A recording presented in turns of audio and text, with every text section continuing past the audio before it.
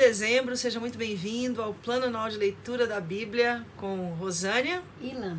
E só faltam 26 dias pra gente concluir. Eu não acredito, meu Deus, que ano abençoado, né? Maravilhoso, meu Deus do céu. Pelo menos a leitura da Bíblia foi tudo de bom. Tudo de bom, vamos lá. Hoje nós vamos ler do capítulo 5 ao capítulo 6, encerrando a carta de Efésios e em seguida indo para Filipenses. Vamos lá. Capítulo 5. Pureza de vida. Vocês são filhos queridos de Deus e por isso devem ser como Ele. Que a vida de vocês seja dominada pelo amor, assim como Cristo nos amou e deu a sua vida por nós como uma oferta de perfume agradável e como um sacrifício que agrada a Deus. Vocês fazem parte do povo de Deus, portanto, qualquer tipo de imoralidade sexual, indecência ou cobiça não pode ser nem mesmo assunto de conversa entre vocês. Não usem palavras indecentes, nem digam coisas tolas ou sujas, pois isso não convém a vocês. Pelo contrário, digam palavras de gratidão a Deus.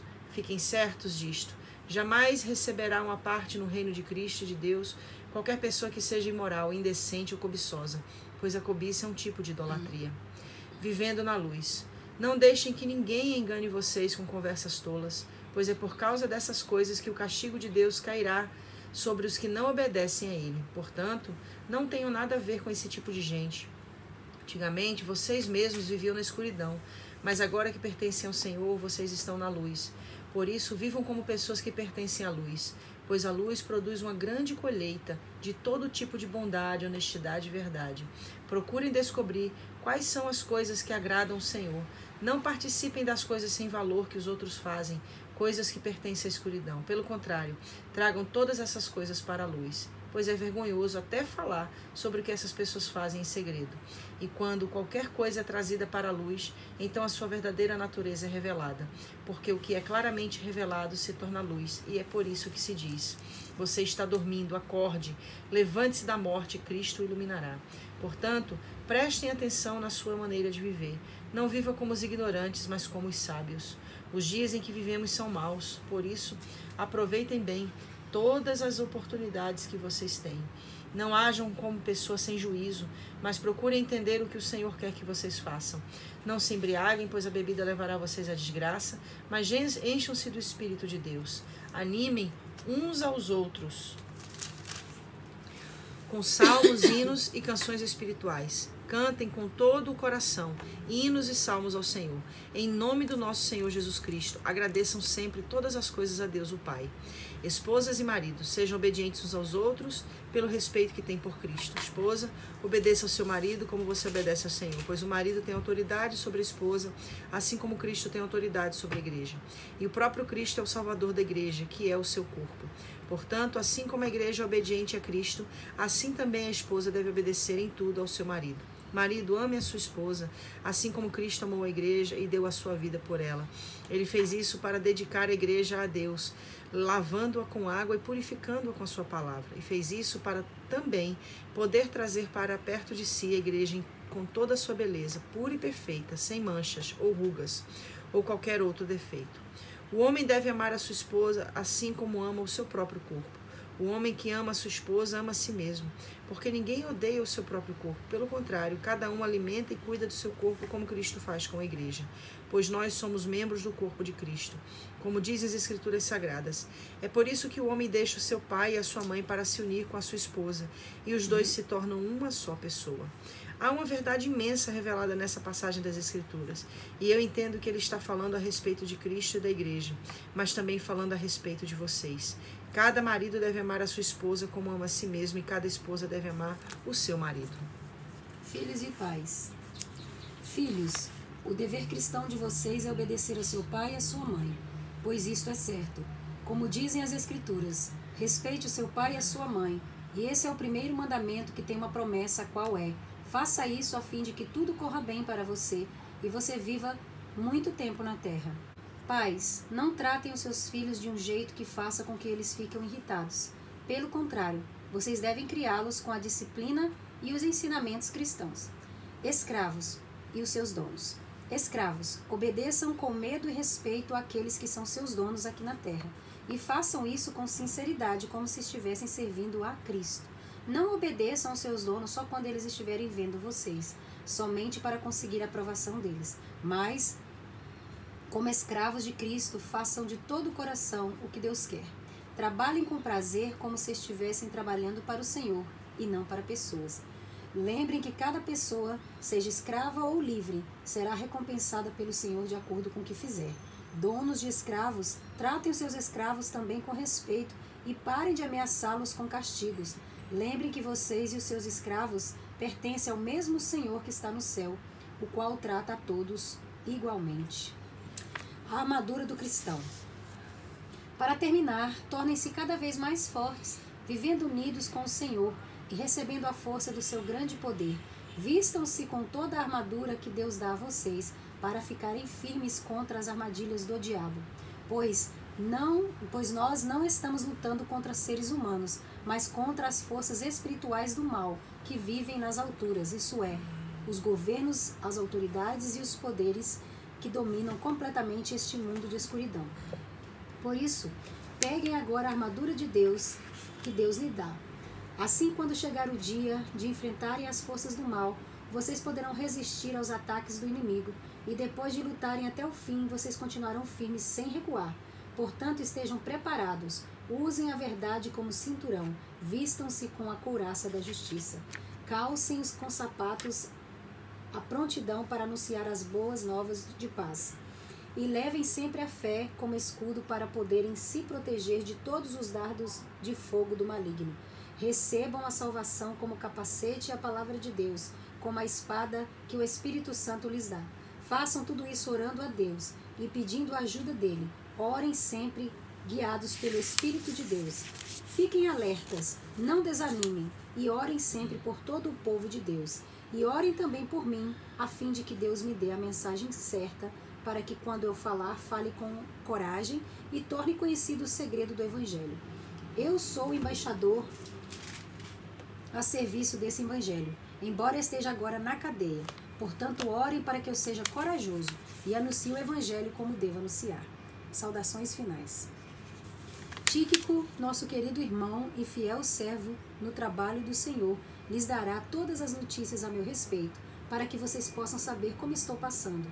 Eu estou enviando a vocês para que ele conte como todos nós aqui estamos passando, a fim de que vocês fiquem animados com as informações que ele vai dar. Bênção. Que Deus o Pai e o Senhor Jesus Cristo deem a todos os irmãos paz e amor com fé, e que a graça de Deus esteja com todos os que amam o nosso Senhor Jesus Cristo, com um amor que não tem fim. E aí a gente conclui a carta de Paulo aos Efésios. É importante a gente falar que tanto a carta de Paulo aos Efésios quanto a carta de Paulo aos cristãos da região de Colosso, elas são semelhantes nas divisões. Do capítulo 1 ao capítulo 3 da carta de Paulo aos Efésios, ele trata dos privilégios da igreja, né? da alegria do ser cristão. Ele traz essa natureza também doutrinária no início da carta. E aí no final da carta, que é do capítulo 4 ao capítulo 6, a gente lê hoje do capítulo 5 ao capítulo 6, a gente tem aí uma mensagem mais exortatória, que é o quê? Quais são as responsabilidades do cristão? Quais são os deveres dos cristãos? E é interessante que Paulo depois ele fala sobre um versículo que é muito conhecido por todos nós, que também é muito citado, quando ele diz: não vos embriagueis no vinho em que há contenda, mas antes enchei-vos do Espírito Santo. Então Paulo traz para a igreja de Éfeso uma compreensão muito interessante. A compreensão de que para que alguém fosse cheio do Espírito Santo, que ele não tivesse o costume de se embriagar. Uhum. E aí ele fala isso também quando ele traz, dentro do contexto da região de Éfeso, os cultos orgiásticos que existiam, né, que eram uma tradição grega. Então, nesses cultos orgiásticos, uma coisa que existia também era o uso de bebidas alcoólicas, né, para que as pessoas ficassem embriagadas para poder oferecer aos deuses pagãos os seus cultos, a sua adoração. Então Paulo faz uma exortação dizendo: olha, vocês querem ser cheios do Espírito Santo? Então não tenham esses mesmos costumes, não tenham esta mesma essa mesma atitude. Então é muito importante a gente entender essa compreensão desses últimos capítulos da carta de Paulo aos Efésios. aqui no capítulo 6, né, versículo 5, é muito intrigante, de certa forma, né? Na verdade, não é intrigante de a gente ficar confuso, mas da gente debulhar esse assunto, que é quando Paulo fala para os donos de escravos, né? E dos escravos em si. Você vê como é respeitado as épocas, né? O tempo, né? Imagina hoje uma pessoa com uma pessoa escrava dentro de casa, né? Mandando e dando castigo, e essa pessoa ser crente, né? Sim. E ele fala claramente, né, que se servem ao mesmo Senhor.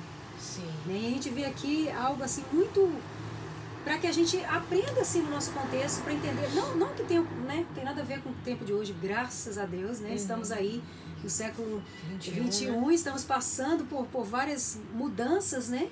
E a gente vê como Deus respeita o tempo, né? Os tempos e as situações. Sim. E aqui a gente vê claramente Paulo ensinando, né, os donos de escravos a respeitar os escravos, ensinando a valorizá-los, né? Porque eles também são de Deus, assim como vocês são de Deus, né? E escravos, respeite os seus donos, né?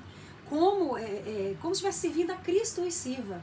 Muito Aí hoje, o que a gente diria? Mas será possível? Vamos fazer uma bagunça aqui?